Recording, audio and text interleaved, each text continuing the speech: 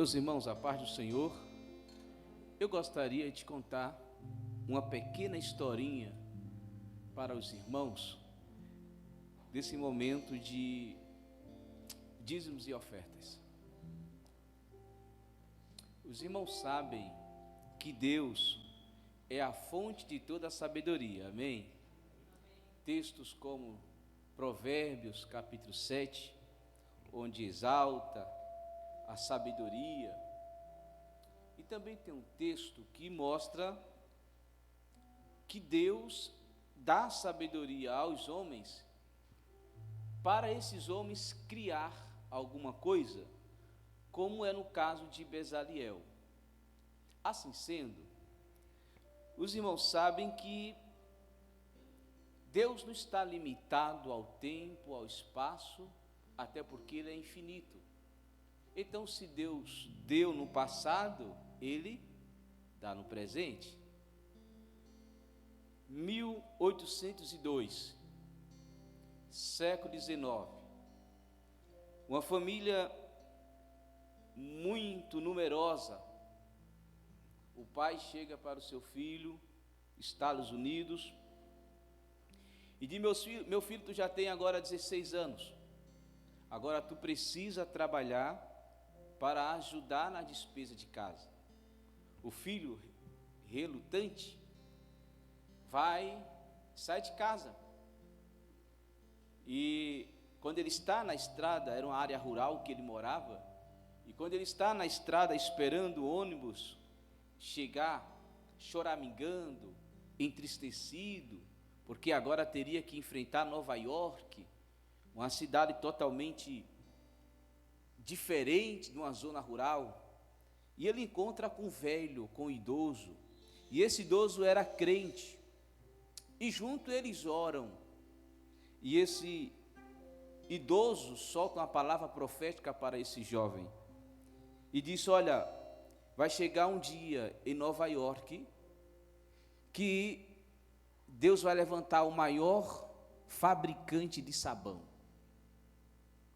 e vou te falar para você, William, que você será esse maior fabricante de sabão. Mas deixa eu te dizer uma coisa, nunca esqueça de Deus. Quando chegar lá em Nova York, procure uma igreja, e quando você estiver trabalhando, seja um fiel dizimista.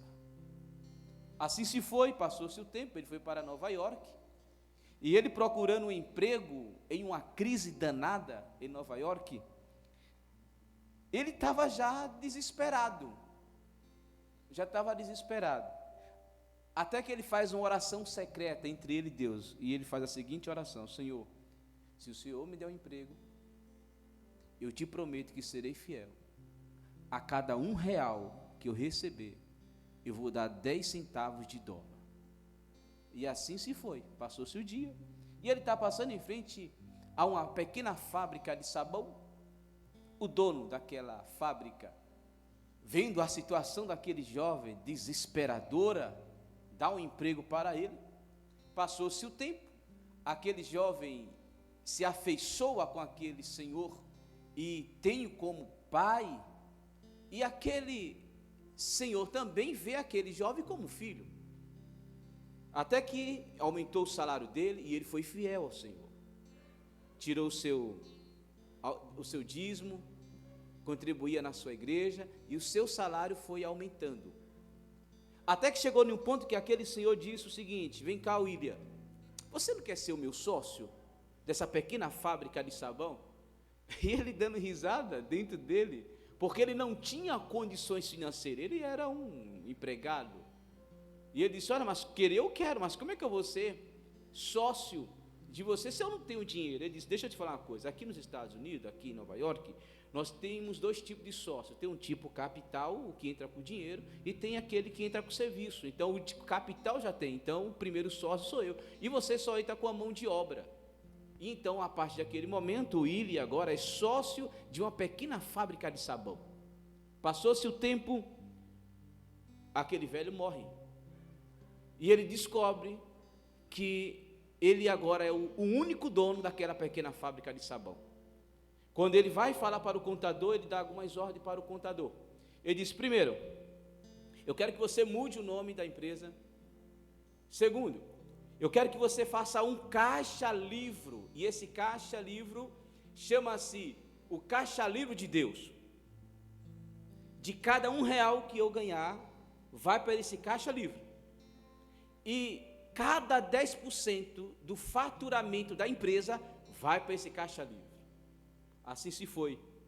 Passou-se o tempo, e ele pede ao contador que mude o nome da empresa, a razão social. E sabe qual é o nome da empresa, irmão, que talvez você tenha em casa? Todo de manhã, quando você acorda, se você gostar, claro, você usa esse creme dental. Eu estou falando de Colgate, William Colgate. O William Colgate agora ele vai e inventa. Os publicitários dizem que quem inventou o outdoor foi ele, porque ele pediu para espalhar o nome dele em toda Nova York, e todo mundo ficou curioso, aquilo era inédito, e os grandes anunciantes procuraram, os jornais procuraram ele, e ele foi lá, e todas as vezes que os grandes empresários da época solicitavam, achavam que ele era um homem extraordinário, mas não, era um menino que estava iniciando nos negócios. Irmãos, para resumir a conversa, passou-se o tempo, ele começou com 10% do superfaturamento da empresa dele.